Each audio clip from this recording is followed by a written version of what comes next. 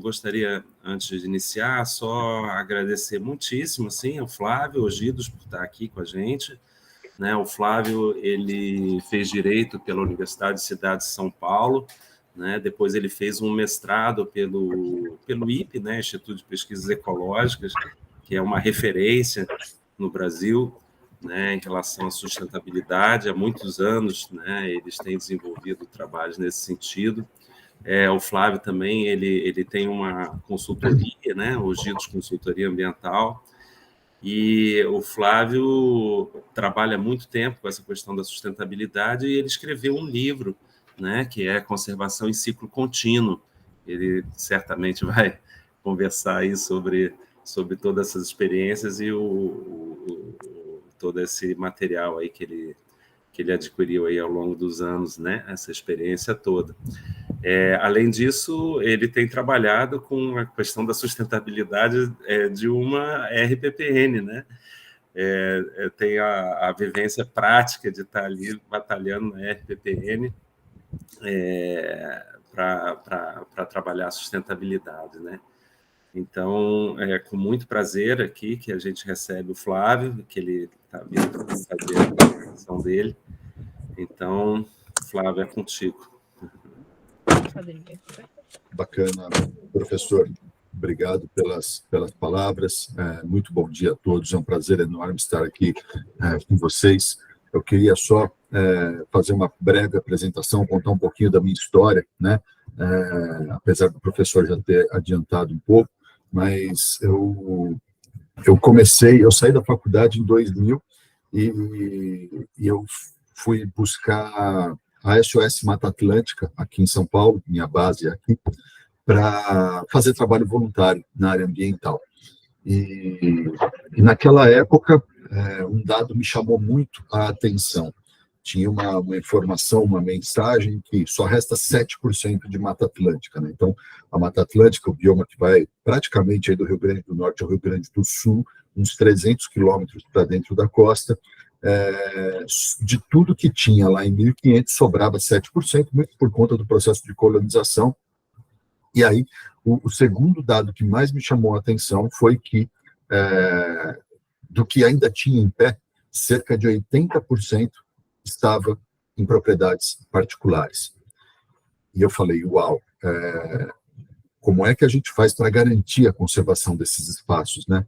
E eu pensando comigo, eu não posso depender do amor à natureza desses particulares, porque não é nenhuma questão só de amor à natureza, muitas vezes é uma questão de sobrevivência, de colocar o pão na mesa para a família, né? Quer dizer, muitas vezes o proprietário ele tem que tomar uma decisão em relação ao uso da terra, e por mais que ele tenha a consciência ambiental, ainda que fora dos conceitos teóricos de ecologia e etc. tal, mas ele sabe, como a Ruth estava falando, ele percebe a importância da chuva, dos rios, da mata e tal, mas ele precisa tomar uma decisão.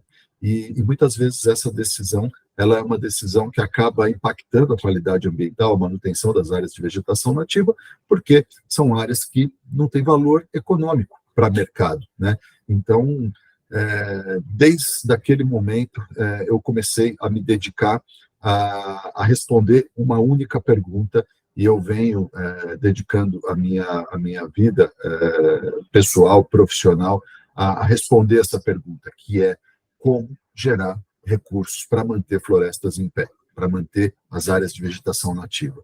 Então, uma só pergunta, parece uma pergunta simples, mas a resposta pode ter várias formas, vários caminhos, mas esse é o meu cantinho de estudo dentro do universo ambiental, dentro do direito ambiental, dentro da conservação, né? Pensar em finanças da conservação, mecanismos para viabilizar os ativos ambientais que existem nessas reservas, e é um pouco dessa história que eu quero compartilhar com vocês aqui hoje. Tá?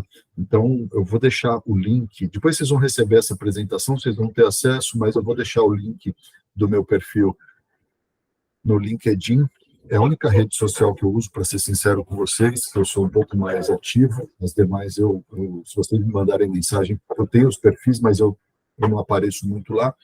E para a gente iniciar, eu queria só reforçar que a qualquer momento vocês podem deixar uma mensagem no chat, levantar a mão, perguntar alguma coisa, fazer alguma intervenção. A gente tem bastante tempo, né, até meio-dia, mas eu tenho um conteúdo bastante amplo aqui para compartilhar com vocês e para exemplificar, para mostrar na prática o que a gente vem fazendo na nossa reserva, com a intenção e o desejo que isso sirva de inspiração para vocês olharem, considerando todas as peculiaridades, as regionalidades que vocês têm aí nas áreas e no entorno das áreas de vocês, para que vocês encontrem o caminho de sustentabilidade econômica das áreas e das reservas de vocês também. Legal? Então, vamos lá.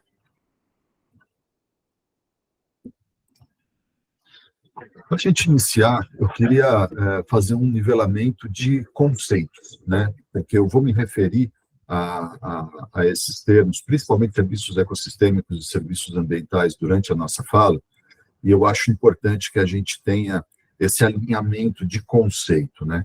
Então, primeiro, do ponto de vista de ativos, né? Porque o que é um ativo? É aquilo que gera alguma coisa, né? Até tem um livro que eu li faz muitos anos, que me marcou muito, talvez alguns de vocês conheçam, se não conhecem, eu recomendo a leitura, que é o Pai Rico, Pai Pobre. Pai Rico, Pai Pobre, ele trata muito bem essa questão, esse conceito de ativo e passivo, né? E inteligência na tomada de decisões e de como é que aonde que a gente coloca o nosso dinheiro, né? Quer dizer, em ativos ou em passivos, né? E aí eu lembro que tinha um exemplo, que você vai comprar, por exemplo, para passeio, um barco. Aí você compra um barco, a pessoa tem muito dinheiro, compra um barco, é um passivo, né? Quer dizer, tem que ter garagem, tem manutenção, tem isso, tem aquilo. Se você vê o quanto você gastou no barco num ano para falar que tem um barco, esse valor, quando você quer passear de barco, você vai lá, aluga um barco, passeia, e você não tem aquilo dentro do seu patrimônio, porque aquilo é um ralo de dinheiro embora, né? Diferente de um carrinho de pipoca, por exemplo, que é um negócio que você traz para dentro do seu patrimônio, mas, poxa, seja você, seja um parceiro, ou uma oportunidade que você está dando para alguém trabalhar, aquilo está gerando receita. Está vendendo pipoca na praça, ali na igreja e tal, no teatro, e aí passa 2, 3, 5 meses, no carrinho já se pagou, e aí depois ele entra num fluxo de... Então, quer dizer, você alocou o seu recurso num ativo. Então, esse conceito do que é um ativo, do que é um passivo, a gente vai encontrar dentro da contabilidade, o conceito de ativo financeiro e tal. Eu quero trazer aqui um conceito de ativo ambiental para a gente entender e para a gente se empoderar de que o que a gente está protegendo, o que está dentro da nossa responsabilidade de guarda, acima de tudo, né? Porque eu acho que é importante a gente ter clareza também, que assim, eu sou dono da terra. Sim, o seu nome consta no papel como dono desse pedaço de chão durante um tempo limitado, que é no máximo o tempo da nossa vida, né? As árvores que estão ali, a montanha, isso aqui está há muitos milhares de anos, vai continuar. Assim, pelo menos a minha relação com a nossa RPPN é muito mais um sentimento de dever e responsabilidade de guarda do que de posse, de é meu, como uma coisa física, material, de um carro, de um celular, sabe? Então, esse conjunto de atributos que existem ali, isso é um ativo ambiental, e a gente tem, durante um tempo da nossa vida, a oportunidade e a responsabilidade de zelar e manter por isso, né? Então, esse conjunto de atributos físicos, biológicos, paisagísticos, culturais de uma determinada área que tem potencial de aproveitamento ou usufruto em escalas, né? Ou seja local, seja regional, seja global, e no mínimo, independente do quanto por mais que sejam áreas pequenas, existe uma contribuição efetiva para a mitigação de efeitos das mudanças climáticas, por exemplo. Então, é a velha história do beija-flor, que ainda que com uma área pequena a gente está gerando um impacto maior. Então, é importante a gente ter clareza disso, e vocês vão ver mais para frente que eu me refiro a essas áreas como reservas de ativos ambientais, fazendo uma provocação para mudar o conceito de área de mata, área de mato, área que não tem valor comercial. Você vai ao mercado comprar uma área ou vender, essas áreas preservadas, elas têm menor valor comercial do que as áreas abertas. Eu vou falar disso um pouco mais para frente. Então, é importante que a gente se empodere e tenha clareza de que o que existe no nosso portfólio de patrimônio é um ativo. Tá? Então, esse é o primeiro ponto. E aí vem o conceito de serviços ambientais e serviços ecossistêmicos, que tem uma diferença conceitual, e é importante que a gente tenha clareza disso. O serviço ambiental são as atividades que nós, seres humanos, fazemos para manter aquele conjunto de ativos ambientais protegido para que ele gere os serviços ecossistêmicos. O serviço ecossistêmico é a regulação do ciclo hidrológico, é a ciclagem de nutrientes dos solos, é a polinização. O serviço ecossistêmico é o que acontece quando a natureza preservada faz silenciosa e diuturnamente. Isso é serviço ecossistêmico. O serviço ambiental é o que nós, seres humanos, fazemos: colocar cerca, montar uma brigada, fazer ações de educação ambiental, proteger de caça, de invasão. Isso é serviço ambiental. Tá? Inclusive porque, do ponto de vista jurídico, a gente tem que ter os caminhos e os conceitos muito claros para estruturar, eventualmente, um programa de pagamento por serviços ambientais. Então, o que a gente está recebendo é pelo serviço ambiental que a gente faz, é pela instalação da cerca, tem uma contrapartida mensurável e clara, e objetiva e direta, diferente do serviço ecossistêmico. Se não, senhores, vamos pensar aqui, pelo o que o produtor rural recebe. Vamos pegar uma área onde a produção seja de milho, né? Olha a diferença da situação. Quando um produtor rural pega um pedaço de chão e produz milho, qual que é o trabalho dele? Ele pega a semente, ele ara a terra, coloca debaixo da terra, cobre, rega. Esse é o equivalente ao serviço ambiental, é o serviço de produção do milho que ele está fazendo. Quem transforma um grão de milho num pé de milho com uma espiga de milho não é o dono da terra. É o meio ambiente ecologicamente equilibrado. É o solo, são as condições climáticas, é a chuva. É isso que faz a mágica acontecer, de transformar um grão de milho numa espiga de milho. Então, ele recebe pelo milho como um produto final. Por quê? Porque é a materialização de um processo que ele zelou, que ele cuidou. Ele manteve ali, ele teve o cuidado de não deixar pragas invadirem, etc. E tal. Isso foi o trabalho que ele fez. E aí, no final de um período, ele tem uma coisa na mão para levar até o mercado, a feira, que é o milho, a espiga de milho. E a sociedade entende, reconhece isso como um produto de valor e paga para ele. Correto? Agora, vamos imaginar que esse produtor de milho tem uma fazenda aqui e a gente tem uma fazenda aqui. 1 quilômetro de distância, um pouco para cima. E aí vocês vão entender por que um pouco para cima. Porque aqui em cima é a nossa propriedade. E aqui em cima tem as nascentes do rio e é essa água que corre aqui para a fazenda dele. Então, veja a importância da gente ter claro esses conceitos. O que acontece? Ele está usando uma água que foi produzida na nossa propriedade. Por que ela foi produzida na nossa propriedade? Porque a gente está conservando nascentes, porque a gente está protegendo olhos d'água, protegendo os cursos d'água. Essa água verte para a plantação dele, ele pega essa água e usa para regar o milho. Né? O que é a água? Do ponto de vista jurídico, é um bem difuso, ou seja, você tem 3 classes de bens. Os bens privados, o meu celular, o meu carro, os bens públicos, o banco da praça, o prédio público, e os bens difusos, ou meta-individuais, ou transindividuais. O que é isso? É o ar, é a água. Os bens ambientais são bens difusos.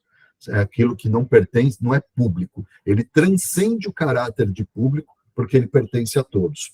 Então, quando nós fazemos conservação, nós estamos colocando no sistema bens ambientais, mantendo a provisão de serviços ecossistêmicos, sejam eles culturais, de provisão ou de regulação, e a gente está favorecendo as atividades ordinárias da economia, que é a transformação de recursos naturais em coisas. E essas coisas têm preço, têm valor, são vendidas, né? Mas elas dependem diretamente da provisão dos serviços ecossistêmicos que nós produzimos. A diferença, senhores, no nosso processo, é que no final do nosso processo, a gente não tem uma espiga de milho para levar ao mercado e vender, diferente do produtor rural. Ele tem, isso é reconhecido, isso é valorizado.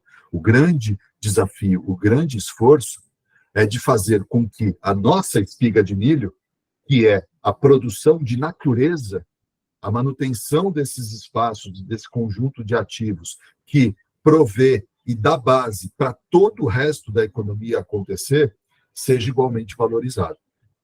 Então, o nosso desafio é do tamanho de mudar o sistema econômico mundial. Não é uma tarefa simples, mas eu sinto e vejo com uma clareza muito grande que de alguns anos para cá isso tem mudado bastante e o universo corporativo, o setor financeiro, a sociedade global, os governos começam a enxergar isso cada vez com mais clareza e cada vez mais esforços têm sido envidados nessa direção. Tá? Então, em termos de conceitos, eu só queria fazer esse alinhamento com vocês, trazer essa reflexão para a gente poder avançar. Qualquer momento, repetindo, levantem a mão para a gente poder olhar para isso. Tá? Então, vamos lá. Aí uma coisa que eu acredito até que talvez vocês já tenham passado nesse conceito de, você está falando de uma reserva de ativos ambientais, o que a gente está protegendo, né? Dentro do próprio conceito de áreas protegidas, sejam públicas, sejam privadas, é importante a gente ter uma clareza de que áreas protegidas, elas são áreas protegidas de quem? De nós mesmos. Senão, a gente não precisaria determinar um pedaço do território como uma área protegida, né?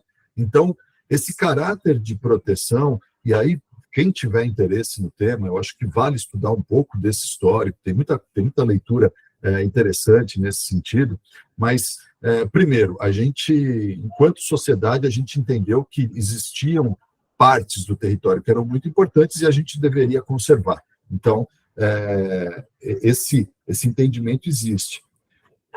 Se vocês notarem, e eu sou colecionador de moedas do mundo inteiro, a quantidade de moedas e as nossas notas de real, atualmente, inclusive, quais são as estampas delas?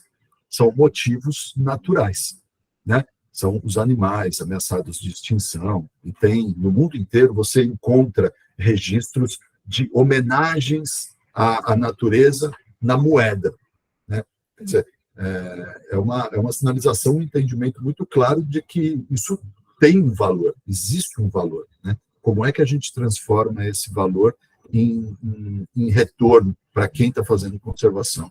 Então, quer dizer, o que a gente está protegendo, no final das contas, né?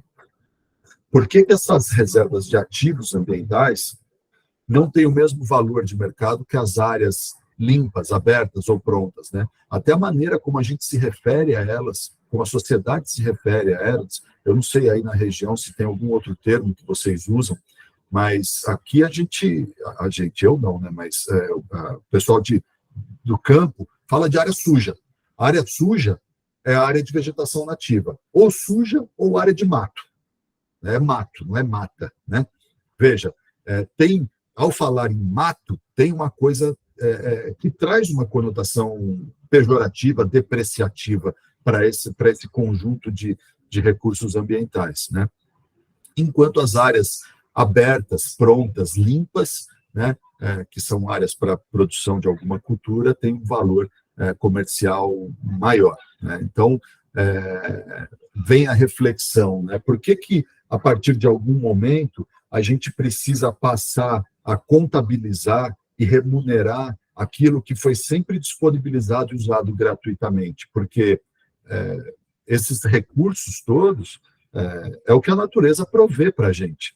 E a história da humanidade, aliás, tem um livro, se vocês não leram ainda, leiam, do Yuval Harari, Sapiens, Uma Breve História da Humanidade. Eu estou olhando para ele aqui. Esse foi um dos livros mais fantásticos que eu li nos últimos tempos, e ele traz, até com um certo nível de humor e reflexões bastante ácidas, a história da humanidade saindo do lugar do Homo sapiens, né, e olhando como uma espécie, mais uma espécie, né, e expondo as vulnerabilidades, as fragilidades, é muito interessante, eu recomendo essa leitura. Então, se a gente olhar historicamente, a gente sempre pegou água e diluiu a poluição no rio. A gente fez os nossos processos e o resultado disso, a fumaça, a gente jogou e diluiu isso no ar, né? Então, existe uma história de uso livre dos recursos naturais. Por quê?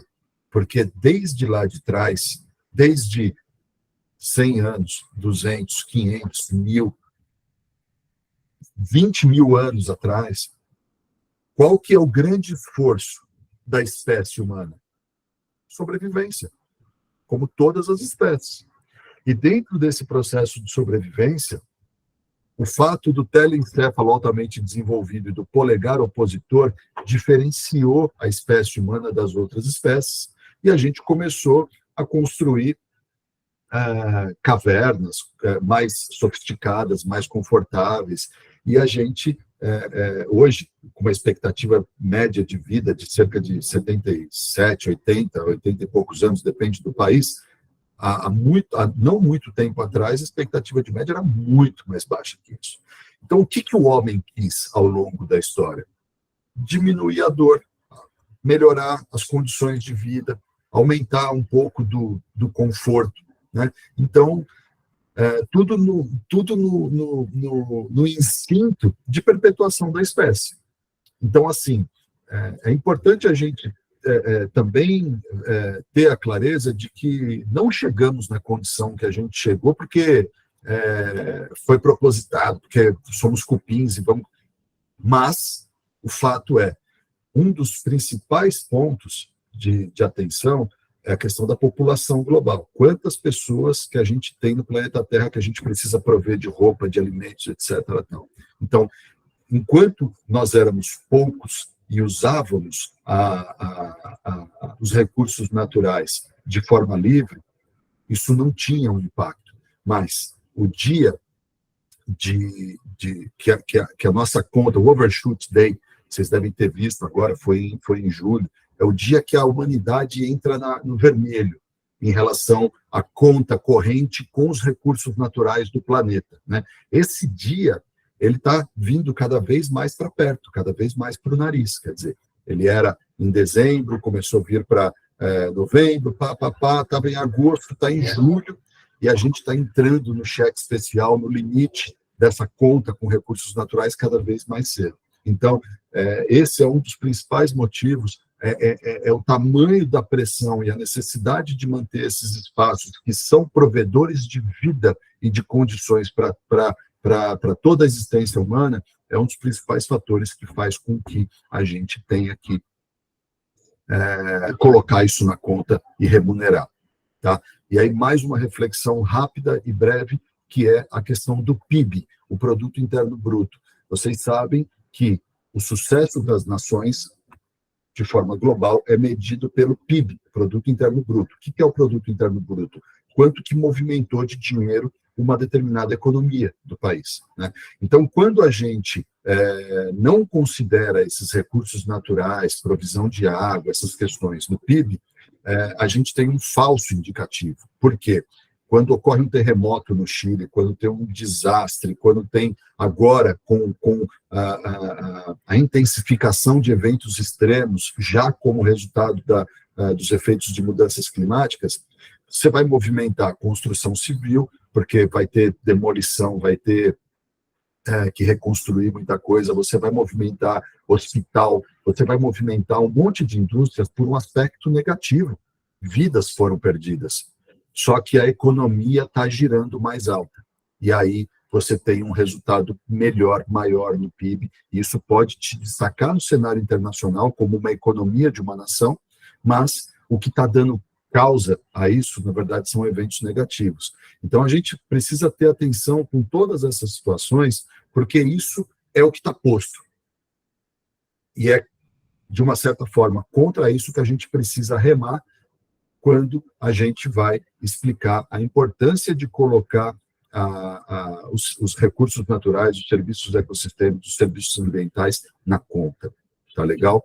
Então, é um pouco disso. Essa última provocação, ela diz respeito muito à questão de como que a gente pega esse conjunto de ativos ambientais e coloca na prateleira. Como é que a gente faz isso?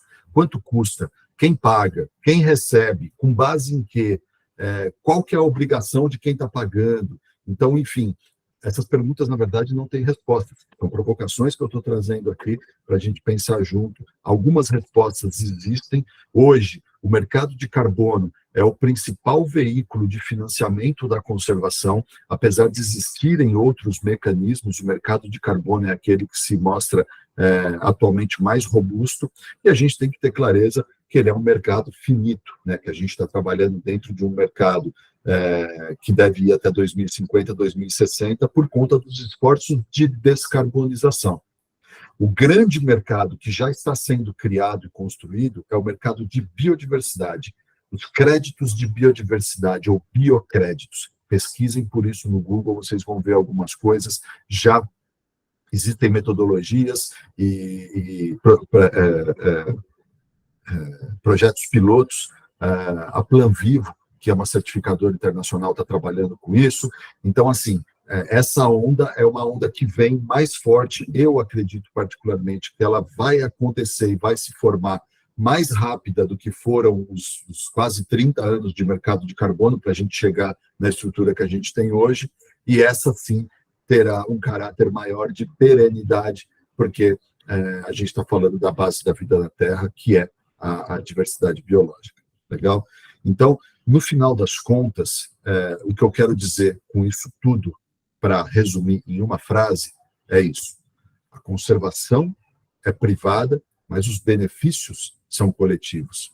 Por quê? Porque muitas vezes, e eu já tive essa situação até no Ministério do Meio Ambiente, uma vez eu estava na condição de vice-presidente da Confederação Nacional de RPPNs, isso foi em 2015, 2016, por ali, e a gente estava em Brasília fazendo advocacy ali por políticas públicas e projeto de lei de RPPN, essa coisa toda, e conversando com uma pessoa do segundo escalão do Ministério do Meio Ambiente à época, eu ouvi assim: olha, a gente está numa situação tão complicada e a gente não tem recurso para tudo, não tem pessoal para tudo, e RPPN, pelo menos, tem alguém cuidando.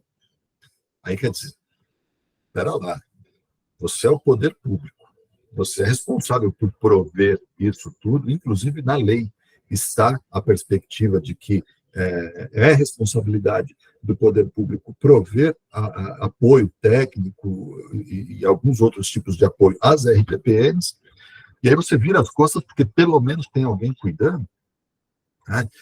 Ou quando a gente vai conversar com uma parceria, com uma empresa, com uma ONG, vai falar: olha, ajuda a gente aqui, a gente tem um projeto de conservação, a gente faz educação ambiental, a gente faz, sei lá o que a gente faz, tanta coisa para fazer. Desculpa, professor, parece que a gente está mendigando o apoio à preservação da natureza. Pois é, e exatamente isso. Às vezes alguma resistência para receber um apoio, porque você imagina, eu sou uma empresa, eu fabrico, sei lá, parafuso. E aí eu vou investir numa iniciativa ambiental de uma propriedade privada, eu vou dar dinheiro para outro particular, né?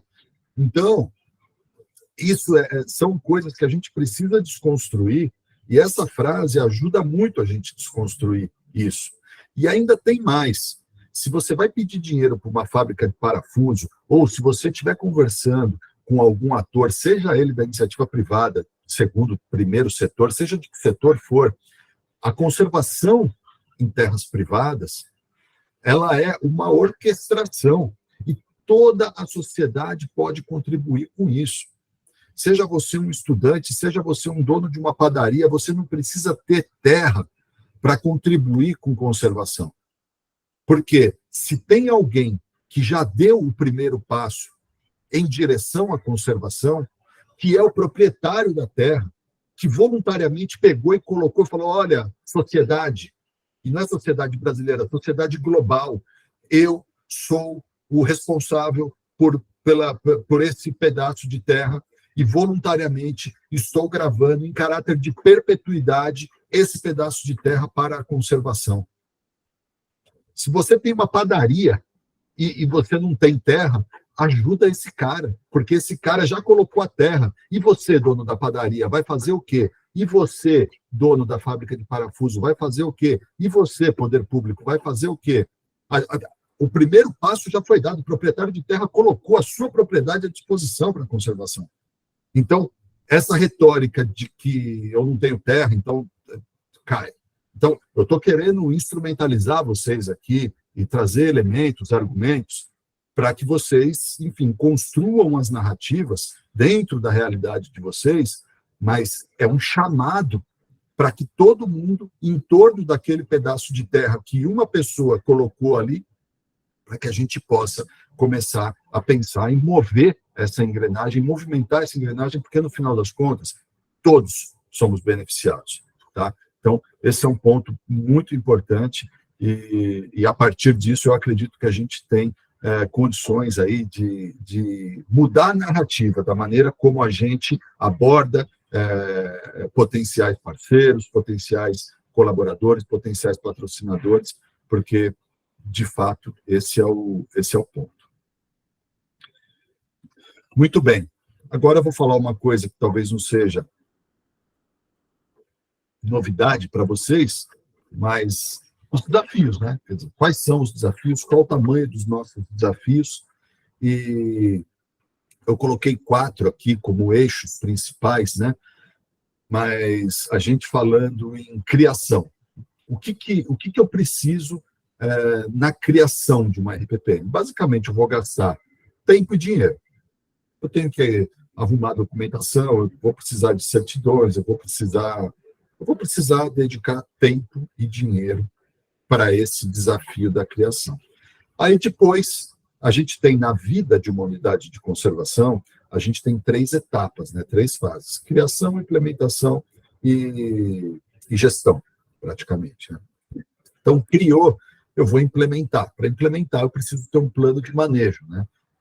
O que eu preciso para elaborar o plano de manejo e depois também implementar os programas desse plano de manejo, né? Eu dei a título de exemplo os 3 principais programas: turismo, educação ambiental e pesquisa científica, e eu quero fazer uma provocação nesse último aqui. Mesma coisa, custo, tempo e campo. Campo não deixa de ser uma síntese de tempo e dinheiro também, né? Porque você precisa mobilizar equipes e para isso você precisa investir tempo e dinheiro. Os planos de manejo, e aí eu queria fazer um parênteses importante aqui, que é uma crítica que eu tenho aos planos de manejo, ao roteiro metodológico, uma crítica construtiva, tá? No sentido de um aprimoramento importante e necessário, que é o seguinte: a concepção do plano de manejo, ele é idealizado com a cabeça do SNUC, que é o Sistema Nacional de Unidades de Conservação, que vocês já passaram por essa apresentação no início do curso. Então, vocês viram que tem lá 12 categorias de unidade de conservação. A única que a terra é privada, a iniciativa da criação da unidade de conservação é privada. A gestão é privada, é a RPPN. Né? Então, quando elabora-se um plano de manejo para uma unidade de conservação pública, parte-se do pressuposto que o poder público vai pegar aquele negócio e vai implementar na velocidade do poder público. A gente tem uma série de unidades de conservação públicas que ainda nem tem o plano de manejo. Tá? Quando a gente fala de uma unidade de conservação particular e a gente elabora um plano de manejo que já demanda custo e tempo, a gente não leva isso ao poder público para ele implementar. Isso é uma responsabilidade do particular implementar. Então, na minha opinião, é muito importante, é determinante, eu diria que é fundamental, que além do programa, porque o que é obrigatório num plano de manejo mais simples? Programa de proteção. Você faz o programa de proteção, como é que ele vai acontecer? Você pode ter turismo, pode ter educação ambiental, pode ter pesquisa científica. E isso, para você implementar, você tem custo. Então, faça um programa de sustentabilidade financeira. E aí eu vou dar dicas um pouco mais para frente do que é isso, como é que a gente trabalha nessa inteligência, como é que a gente estrutura um programa desse, porque no final das contas, tudo se resume a recurso financeiro. Mesmo tempo, mesmo mão de obra, tudo acaba sendo recurso financeiro. Então, dá uma olhada nisso. Quando for estruturar o plano de manejo, a gente precisa ter um componente que responda à pergunta: como é que eu vou colocar isso em pé? Essa é a provocação, pelo momento, para esse slide aqui. Uma vez que você elaborou, está implementando, você vai ter que fazer gestão. A gestão de uma área protegida, de uma RPPN, ela vai levar custo, tempo, articulação e participação. Isso também não deixa de ser uma forma de investimento de tempo, né? Dentro desse contexto. Quando eu falo articulação, é articulação com o poder público municipal, articulação com o SEBRAE, articulação com as ONGs da região, articulação com a universidade, articulação. Você tem uma área protegida, isso é um outro aspecto de empoderamento importante que vocês, proprietários de RPPN, precisam ter, porque é o seguinte: uma coisa é um proprietário de terra mantendo essa área protegida, seja um excedente de vegetação nativa, seja o que for, um particular que conserva, faz alguma atividade de educação ambiental, faz lá um turismo, seja como for. Outra coisa é você reconhecer dentro da sua propriedade uma reserva particular do patrimônio natural. Você passa a ter um status jurídico de unidade de conservação, de área protegida. Você passa a ter um agasalho jurídico dentro da sua propriedade igual de parque nacional. Então, para o macaco que pula de galho em galho, pouco importa isso. Mas do ponto de vista jurídico, de articulação, de sociedade, isso faz muita diferença. Tá? Porque você está falando de uma reserva, você está falando de uma unidade de conservação, você tem um outro status. Você passa a fazer parte de um grupo de praticamente, hoje no Brasil, a gente tem quase 2.000 RPPNs, protegendo perto de 1 milhão de hectares. Então, quer dizer, você passa a fazer parte de um grupo seleto de proprietários particulares que voluntariamente colocaram uma parte da sua propriedade para conservação. Isso faz toda a diferença e isso precisa ser incorporado na narrativa, no discurso, para que, quando vocês forem conversar com seus pares e fazer as articulações, vocês tenham esse empoderamento e tenham clareza da importância do que está sendo feito em termos de conservação no território. Tá? E a questão da sustentabilidade financeira, que é a forma de fazer a gestão desse conjunto de ativos ambientais com alguma inteligência.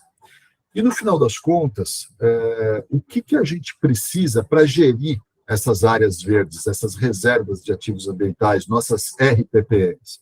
É um conjunto de recursos, que é o que eu chamo de recursos estratégicos. Esse é o primeiro grande conceito do livro de conservação em ciclo contínuo. Eu detalho bastante bem isso lá, vou trazer isso, o extrato disso aqui, que é o seguinte: Recursos estratégicos é o conjunto de recursos humanos, recursos técnicos, recursos materiais e recursos financeiros que devem estar à disposição do gestor para fazer a gestão da reserva de ativos ambientais. Então, pegar o exemplo do Geraldo, ele comentou que ele tem um grupo de não sei quantos voluntários. Isso é recurso humano. Se você tivesse que contratar essa galera toda, eu nem sei o que essa turma faz, Geraldo, mas imagina se você tivesse que contratar essa turma toda para fazer o que eles fazem. Muito provavelmente... Eu não tinha dinheiro, não. Ninguém tinha dinheiro. Pois é, a ação não aconteceria, né? Então, qual que é a provocação aqui, senhores? A gente precisa pensar que eu tenho que fazer tal coisa. Tal coisa custa 100 mil reais. Eu não tenho 100 mil reais. Não tem problema. Como é que a gente vai chegar ao resultado? E aí é uma questão dos meios, vejam, né? E eu vou contar a minha história para vocês de como é que eu comprei a reserva, de como é que eu fiz os estudos que eu fiz, de como é que eu estou avançando sem dinheiro. Porque eu tô que nem a Ruth, eu estou querendo aprender como é que faz para ganhar dinheiro, viu, Ruth? Porque esse caminho não é claro. Então. E a questão é que a disponibilidade do recurso, a regra é não está disponível. O recurso não está disponível. Como é que a gente vai fazer para realizar o que a gente precisa sem grana? Esse é um grande desafio. Então, vamos entender no que consiste cada um desses recursos. Então, a gente tem clareza, né, de pensar em recursos humanos como o grupo de pessoas envolvidas na gestão da reserva, inclui o proprietário, funcionários, parceiros, né, voluntários, que atuam para proteger, fiscalizar, gerir, elaborar e executar projetos. Quando a gente pensa em voluntariado, numa área natural, primeira coisa que vem à mente, monitor de trilha, plantio de muda, mutirão de coleta de semente, mutirão de limpeza, coisas assim, né? Mão na massa, né? Mas vocês imaginem, gente,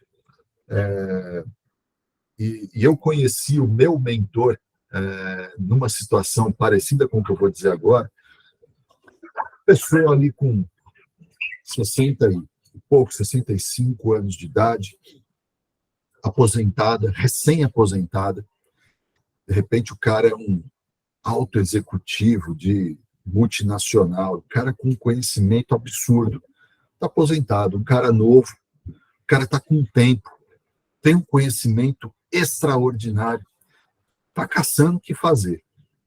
Está caçando o que fazer. E numa situação como essa, foi que uma pessoa com esse perfil me abordou e a gente começou a conversar, e num dado momento da conversa eu peguei e falei, e ele tem uma propriedade aqui na Serra da Mantiqueira de 15 hectares, uma propriedade pequena, e ele é criador de abelhas sem ferrão, Ricardo. Aí eu peguei, num dado momento da conversa, falei, peraí, Ricardo, deixa eu entender. Você está dizendo que você está disposto a olhar para essa coisa da conservação em ciclo contínuo, do estudo de potencial ambiental, dos ativos ambientais, esse mesmo tema de conversa aqui, que é o meu tema de trabalho, né? Ele viu eu falando numa live e veio atrás de mim. Eu falei, então você está disposto a olhar para isso, a se aprofundar, a entender, a investir seu tempo, independente disso gerar recurso para você na sua propriedade? Ele falou, Eu falei, entendi.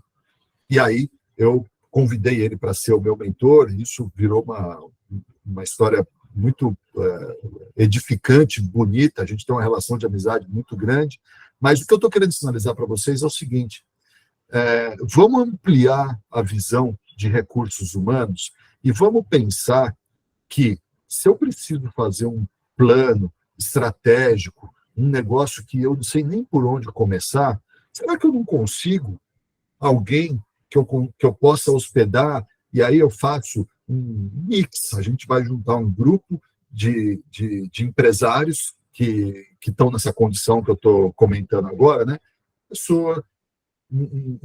Pessoas mais velhas, mais experientes, que estão com tempo, estão aposentadas, eu vou trazer para a reserva, a gente vai fazer passeios, então de manhã vai ter uma trilha, vai ter uma caminhada, tal, e à tarde a gente faz uma tarde de trabalho, e aí eles vão aportar o conhecimento de gestão corporativa, empresarial, na gestão da minha reserva. Ruth, isso aqui é um empreendimento, uma reserva é um empreendimento. A gente está empreendendo a conservação e a gente está beneficiando um monte de gente. Então, será... Eu não tenho perfil para fazer isso. Você falou, eu sou bióloga, Então, o que a gente precisa nesse momento? Perfis complementares. Será que a gente não consegue, dentro da nossa rede de contatos, da família, dos nossos relacionamentos, do amigo dos nossos amigos, trazer pessoas que tenham esse olhar, esse perfil, para ajudar a gente a... Inclusive porque quem vê de fora vê com mais clareza. Às vezes a gente está no meio do avestruz, né? Enfiado lá no problema e com a cabeça... a gente não enxerga. Aí vem alguém de fora, uma frase que essa pessoa fala, putz, como é que eu não pensei nisso antes? Estava na minha cara o negócio, né? Então, eu quero convidar vocês aqui para expandir a visão sobre as possibilidades que recursos humanos podem trazer. A gente fica muito focado na coisa, preciso de grana, porque tudo é dinheiro, porque tem que pagar o georreferenciamento, porque tem que pagar não sei o quê, porque tem que pagar não sei o quê, e às vezes não dá a devida atenção, o devido valor, não explora, no melhor sentido, as possibilidades que às vezes até está perto da gente. Talvez vocês até estejam pensando em 1, 2, 3 pessoas que com essa descrição que eu fiz aqui, falam, putz, é verdade, eu podia chamar o fulano aqui para uma tarde de trabalho, fazer uma oficina, fazer um workshop, fazer uma provocação e extrair dessas pessoas o melhor que elas podem dar, que é conhecimento, a experiência de vida e contar com a rede de contato delas. Porque se juntos vocês identificarem uma dor na mesa que não é passível de resolução ali, é a próxima pergunta. Mas vocês conhecem alguém que poderia colaborar jogando luz nessa dor? E aí, de repente, a gente passa a ter impacto em anéis, né?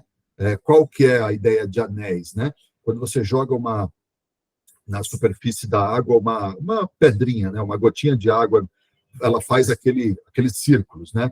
Então, quem que você tem à sua volta imediata? É dessas pessoas que você vai se valer no primeiro momento. E você vai colocar a sua vida, a sua energia, a sua atenção para fazer um negócio tão bacana, tão envolvente, que essas pessoas vão trazer outras pessoas, e aí daqui a pouco você vai ver, voluntariado é muito disso, um chamando o outro, fui lá, um negócio super legal, bacana, os caras estão conservando uma área, dono da área, dona da área, é super bacana, tem uma história legal, não sei o quê, moçada, e assim, gente, hoje eu estou falando de um perfil mais sênior de gestão corporativa, mas hoje você pega a molecada, que é inteligência artificial, a gente faz um hackathon, vamos sair da caixinha, vamos sair do quadrado, a molecada vamos inventar um jeito de não sei o quê, e põe desafio, e é lógico, com o pessoal mais sênior, você vai fazer uma programação, claro, moçada, tem que ser outra, mas é um pouco disso, e sair da caixinha de, vamos plantar muda, legal plantar muda, vamos plantar muda também, mas recurso humano tem um poder estrondoso, que é a capacidade intelectual de colaboração que eu vejo nos programas de voluntariado, numa série de iniciativas que eu vejo, eu sinto que isso ainda está subexplorado. Tá?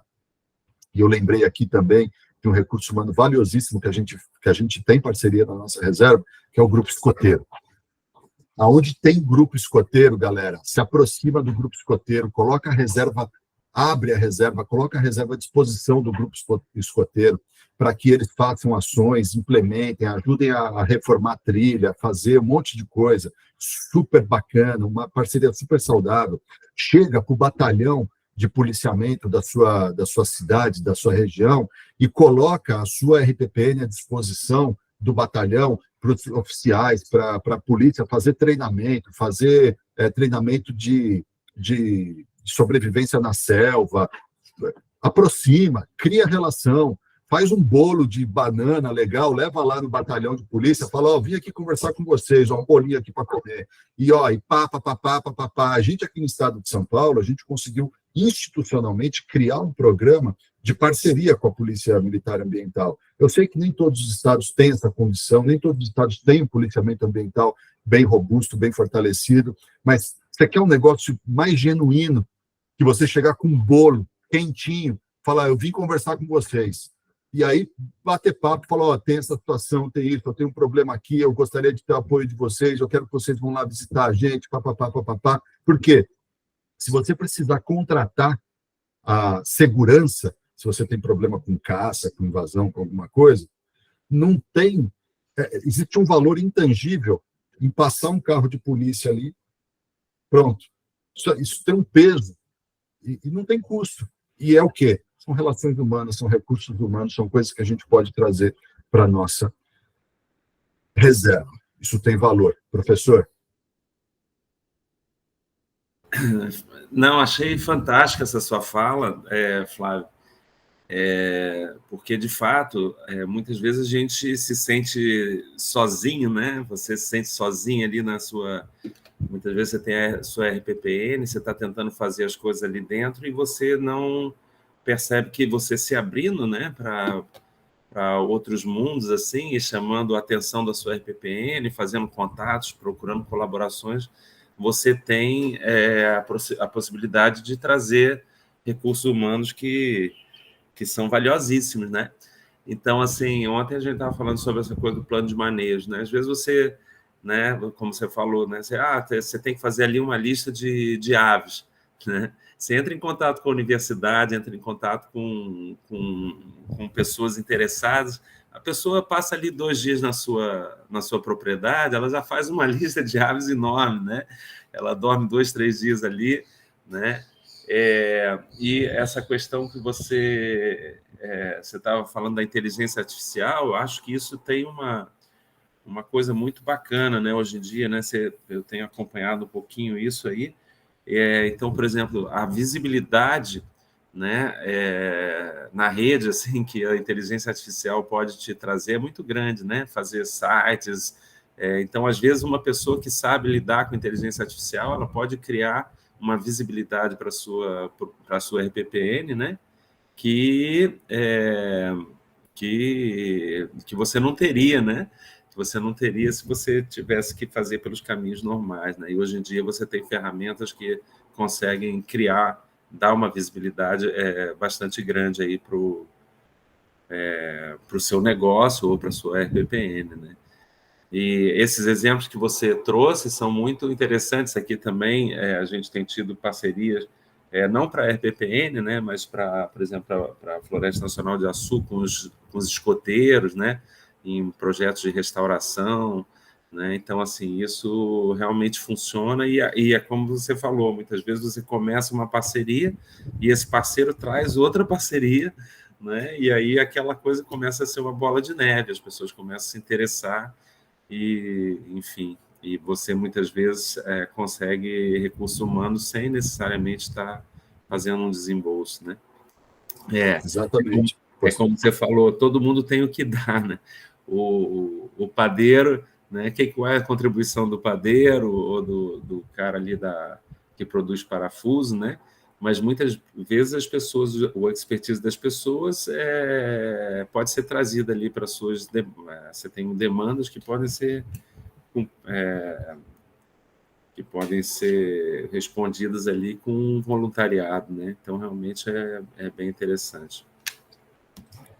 É isso, professor. E no caso prático da padaria, se o padeiro pode fornecer o lanchinho da trilha e você cobra um turismo para o ingresso para fazer o turismo e lá no saquinho do pão da padaria, essa padaria apoia a RPPN, você está viabilizando, você não tinha grana, mas agora você já tem o lanchinho da trilha, você vai cobrar ali um ingresso, enfim, eu acho que é muito isso, né? Vamos colocar para rodar. E o exemplo que o professor já trouxe da lista de animais, recursos técnicos. dados, plantas, mapas, informações, censos, inventários, planos, planejamentos, estrutura organizacional e outros elementos que possam gerar ou aprimorar o seu conhecimento sobre qualquer aspecto da reserva. Eu tenho um estudante de mestrado que está fazendo uma dissertação sobre a importância dos banhos de floresta no bem-estar humano. Tem interesse em receber essa pesquisa? Tem. Coloca o cara lá para entrevistar os visitantes da reserva e papapá. Pô, Flávio, mas o que eu vou ganhar com isso? Você está ganhando projeção, você está ganhando visibilidade, muito do que se ganha é intangível. E o que tem valor intangível é uma caixinha de surpresa. Pode ficar por isso mesmo, pode explodir numa coisa que a gente nem imagina. Então, aqui, a gente está num ambiente, a universidade está na mesa, a universidade está aqui, o professor está aqui, existem outras universidades participando, existe um conjunto de coisas aqui. A própria Reserva Serra das Almas, que eu tive o privilégio, a oportunidade de conhecer, eles fizeram um negócio muito legal, tipo um Google Street View dentro da reserva e coisa e tal. Então, não tem limite para a gente pensar essas coisas, tá? Então, eu vou fazer o plano de manejo, o que você tem que ter? Diagnóstico da reserva. Diagnóstico, você tem que levantar uma série de coisas, de mapas, eu não sei nem como é que abre o programa desse negócio, não tem problema. Vamos trazer, eu não sei como é que faz, eu não tenho dinheiro para fazer. Quem faz isso? Como é que a gente convence essa pessoa a fazer com a gente? Não é para a gente, não é pela gente. Porque, lembrem-se, conservação é privada, mas os benefícios são públicos. No limite, esse estudante, esse professor, essa instituição, essa padaria, essa fábrica de parafuso, também estão sendo beneficiados com os esforços da conservação desse território. E esse conjunto de recursos técnicos, ele é valiosíssimo. Ele é valiosíssimo e ele pode catapultar algumas coisas. Eu vou dar um exemplo. A gente estava fazendo a marcação de algumas parcelas para um trabalho técnico que a gente fez na nossa reserva, e durante os trabalhos houve o avistamento do muriqui. O muriqui é um primata, maior primata das Américas, espécie criticamente ameaçada de extinção. Isso, aí a gente registrou, aí fui conversar com a universidade, com um especialista em muriquis. Nossa, foi uma super descoberta, porque naquele contínuo ele não tinha sido identificado ainda, e não sei o quê, papapá. Isso abriu uma outra linha, uma outra frente de pesquisa. O fato da nossa reserva abrigar uma espécie criticamente ameaçada de extinção abre possibilidade para captação de recurso internacional para a manutenção dessa espécie. Aí, quer dizer, vai abrir uma outra linha de trabalho, de pesquisa, de projeto. Ele e o... Como é que é? Ai, caramba. Brachycephalus efípio, acho que é isso. Os biólogos me corrijam aí. Que é um sapinho, pingo d'ouro, pequenininho, que a gente descobriu que tem lá também. Aí abriu uma outra linha de pesquisa com anfíbios, com não sei o quê. E isso vai gerando uma movimentação que, às vezes, a gente não consegue, no momento, enxergar o tamanho que isso pode ser. Então, recursos humanos, recursos técnicos, recursos materiais. Recurso material, o que é? Ferramenta. Espaço físico, estrutura, equipamento, rádio, moto, montar uma brigada de incêndio, montar uma oficina na RPPN, marcenaria de alguma coisa, enfim. Aqui a gente consegue ter relação com doação de coisas, que às vezes não é mais útil para empreendimentos, para empresas, para algumas coisas, e muitas vezes, para uma empresa, vamos voltar para a nossa querida fábrica de parafuso. Eu não posso dar dinheiro, porque é XPTO. Mas eu tenho essa lista de materiais e equipamentos aqui que eu preciso. O que é? É uniforme, é colete, é boné, é rádio para comunicação, é cerca, é placa de sinalização. Vocês faz uma lista de coisas, faz um orçamento, vê quanto é que custa isso. Vamos ver o que a gente consegue de doação. Entende? E aí a gente começa a estruturar toda essa gestão. E aí, por fim, o recurso financeiro. E aqui em recurso financeiro é importante a gente entender o seguinte. Recurso financeiro é grana, né? Dinheiro. para fazer o que precisa ser feito. Agora, a gente tem que ter clareza que isso compreende também investimentos, aplicações, empréstimos, financiamentos, isenções fiscais. Se você tem alguma isenção pelo fato, dinheiro que você deixa de gastar, é isso que eu quero dizer. A gente precisa contabilizar o que a gente deixa de gastar. E a economia que a gente faz quando a gente alavanca os recursos humanos, técnicos, materiais, ela deve ser devidamente contabilizada. Vocês não têm noção, Geraldo, eu quero fazer um desafio com você aqui. A gente está em 23. Eu não sei desde quando o seu programa acontece. Pega um mês, Geraldo, que teve ação de voluntariado, quantas pessoas, quantas horas, calcula a quantidade de horas homem envolvida no trabalho que foi feito, independente de qual seja ele, dentro da reserva. Você fala, olha, foram 150 pessoas que participaram, sei lá, todo final de semana por uma atividade de 1 hora, né? Então, a gente está falando de 600 horas, né? 600 horas, multiplica por um valor hora aí, enfim, da região, você vai chegar num número, você vai falar, caramba, a gente movimentou isso, de fato movimentou, porque tinham pessoas, né? E a gente, como é voluntário, a gente simplesmente não conta, não contabiliza. Essa moto a gente recebeu em doação, não conta, não contabiliza. Então, a gente precisa fazer essa contabilização para a gente entender o quanto de valor que a gente está movimentando, ainda que não em dinheiro, dentro de toda essa estrutura. E vocês vão entender a importância disso quando a gente fala mais da conservação em ciclo contínuo. Tá? Então, organização financeira é muito importante, tá? Você ter esses dados, essa organização toda. Eu preciso ter um software, um supercomputador quântico. Não. Papel e caneta.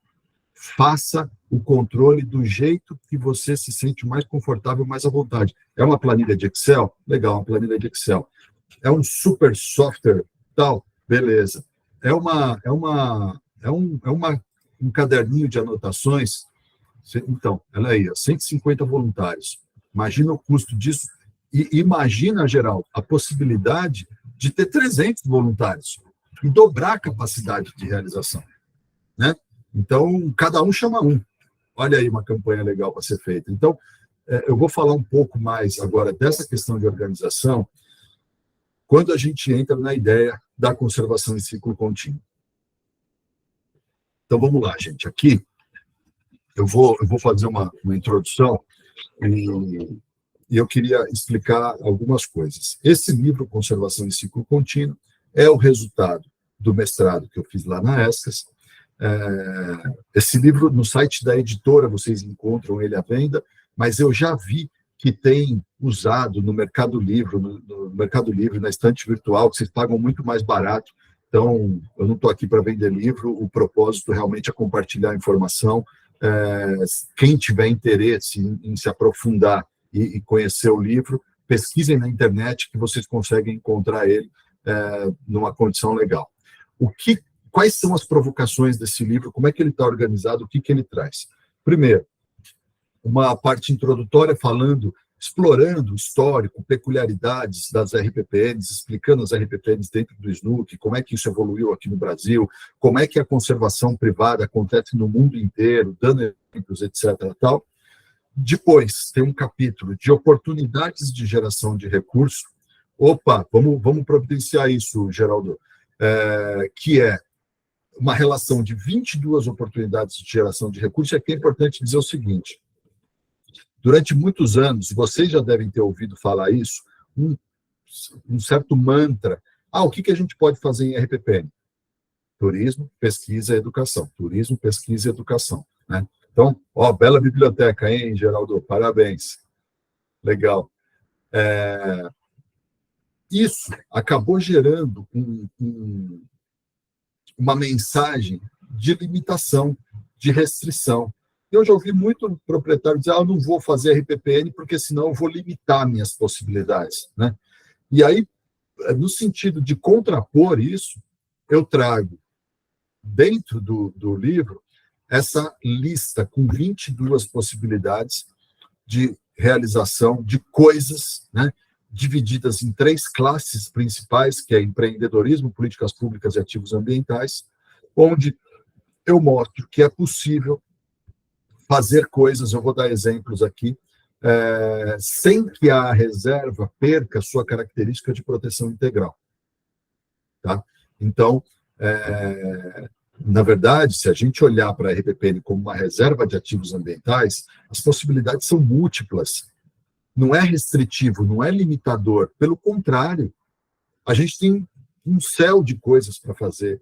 E quando a gente desmembra essas 22 oportunidades, isso aí vai gerar mais de 100 e poucas possibilidades de coisas. Tá? Eu vou chegar lá.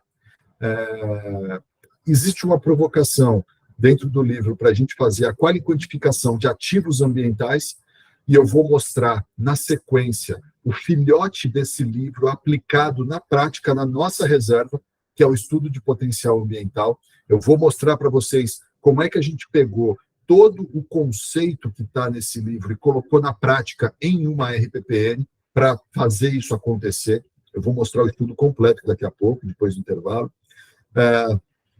Eu faço a provocação dos recursos estratégicos e aí, por fim, eu trago a proposta da construção de um fundo de ciclo contínuo, que é essa proposta de gestão financeira, esse nome bonito aí, que é o modelo endowment, né? Então, talvez vocês conheçam, talvez não conheçam. O que significa isso?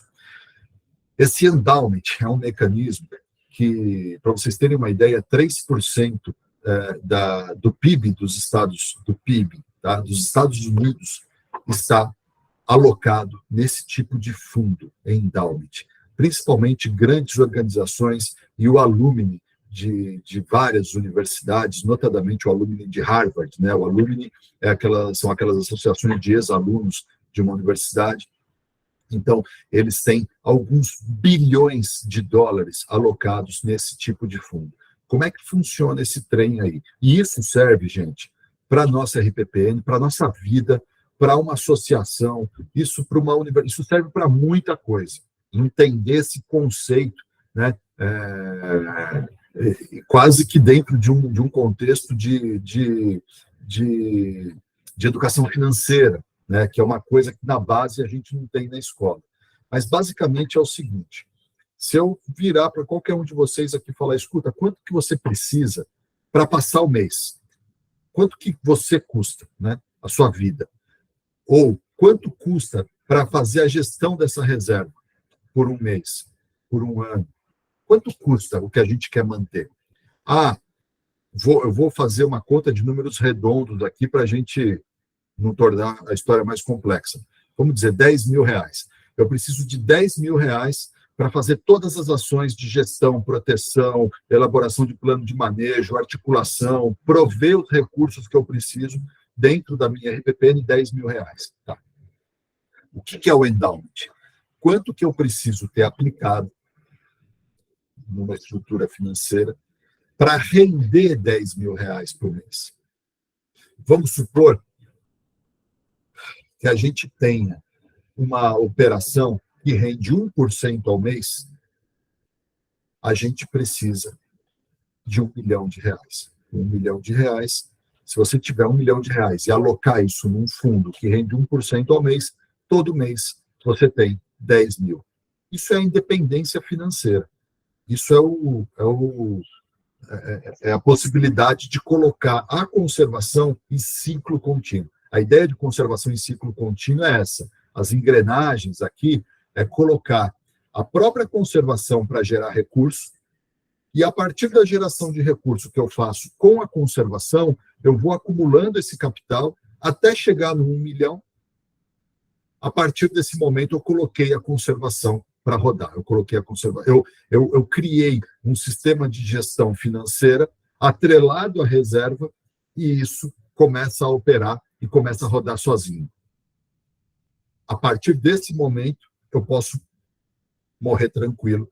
Eu sei que o que eu construí enquanto reserva, o compromisso que eu assumi em caráter perpétuo, ele tem um mecanismo financeiro para ajudar ele a persistir no tempo, além do meu tempo de vida, que é o tempo de vida limitado, e que é o tempo de vida que essa reserva vai contar com a pessoa que teve a motivação de criação. E talvez os meus filhos, os meus herdeiros, não tenham a mesma motivação que eu. E a gente corre o risco de que as RPPNs, elas passem a ser RPPNs de papel com a passagem do seu instituidor. Então, muito da perspectiva que eu trabalhei aqui é no sentido de criar algo perene para que, ao invés de legar uma encrenca para os seus herdeiros, você deixe uma coisa melhor estruturada. Não foi uma nem duas vezes que herdeiros de RPPN chegaram para mim querendo desfazer a RPPN, querendo vender a RPPN. A venda é possível, né? Mas, de uma certa forma, o sentimento do herdeiro era: meu pai deixou essa encrenca aqui, o que eu faço com isso? O cara é um médico, casou com uma italiana, mora na Alemanha, ele não tem relação, não tem tempo. Por mais que ele ame o pai dele, ele goste da natureza, cara, como é que eu cuido disso?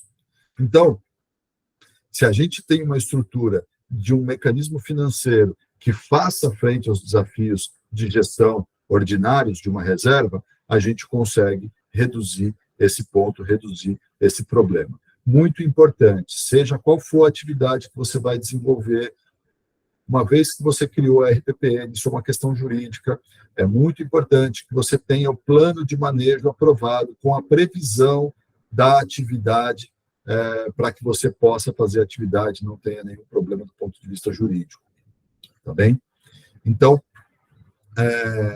eu queria propor um intervalinho de 5 minutos, e aí a gente volta para mergulhar aqui no estudo de potencial ambiental. Deixa eu só dar esses exemplos antes, aí a gente volta para o estudo de potencial ambiental, que eu vou mostrar a aplicação disso tudo na prática. Então, só a título de exemplo daquela relação de 22 oportunidades, e aí o que é a maluquice da coisa e por que eu comentei que isso desmembre mais de 100 coisas, de 100 possibilidades. Vamos pegar a categoria de empreendedorismo aqui. Turismo.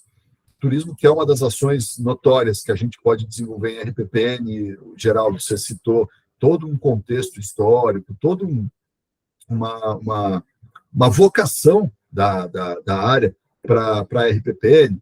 Dentro de turismo, eu tenho pelo menos 5 coisas aqui que eu consigo explorar como negócios, né? Pensando em empreendedorismo, como aquelas atividades que dependem do caráter empreendedor do proprietário, né? E se você não tem esse caráter empreendedor, o que a gente pode fazer? Quem tem esse caráter empreendedor na minha rede? Será que eu não consigo um parceiro para explorar essa atividade? Eu cedo a reserva, ele vem, desenvolve a atividade e eu fico com um percentual da receita disso, né? E aí você passa a ter uma renda passiva. Você vai ter, num primeiro momento, um esforço de estruturação da relação da parceria, mas depois tem uma barraquinha ali, que você fez uma parceria com o restaurante lá da cidade. E o restaurante da cidade disponibiliza uma pessoa e um kit de alimentos e bebidas ali para essa barraquinha. Você tem um giro de turismo ali na região, ele vai explorar aquilo, ele vai ter o lucro dele, e você fica com um percentual do movimento. Coisas assim. Eu vou falar um monte de coisa aqui, e vocês não precisam enlouquecer de falar, cara, eu mal tenho tempo de cuidar dos meus cachorros, o que é que eu faço, não sei o quê. Não. Isso aqui é uma coisa para a gente olhar do ponto de vista estratégico. É evidente, algum esforço deve ser expendido, mas pensar em como é que a gente usa o conjunto de recursos humanos, materiais e técnicos para viabilizar isso daqui. Tá? Então, quando a gente fala em empreendedorismo, dentro de turismo, você tem essas possibilidades: hospedagem, alimentação, cobrança de ingressos, venda de produtos, locação de equipamentos.